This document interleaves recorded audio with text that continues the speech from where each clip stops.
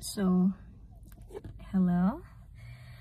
Kababalik lang po namin ng pamilya ko, family of 4 kami bumalik ng Pilipinas. For 3 weeks kami doon. Nakabalik kami last week mga Huwebes. Tapos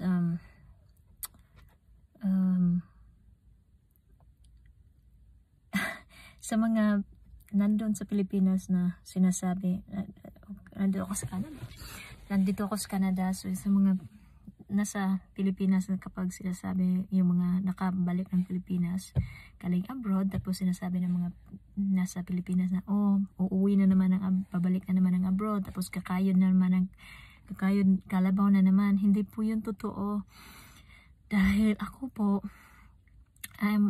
nagtatrabaho lang po ako 7 hours a day at 5 days a week. So yung mga nasa Pilipinas po, sila pa yung kumakayod kalabaw araw-araw, tapos kinakawawa pa yung sahod nila. Sa Pilipinas po talaga sobrang nang hirap mabuhay dahil mahal-mahal na po ng pagkain. Ang mahal ng pagkain, tapos yung gasolina, kapresyo na po dito sa Canada, sa totoo lang po.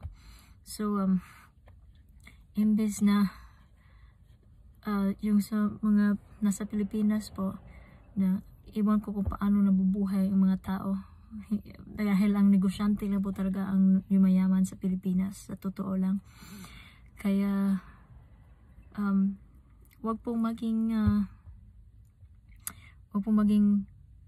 blind dahil dito sa Canada, kapag magaling ka lang talaga humawak ng pera,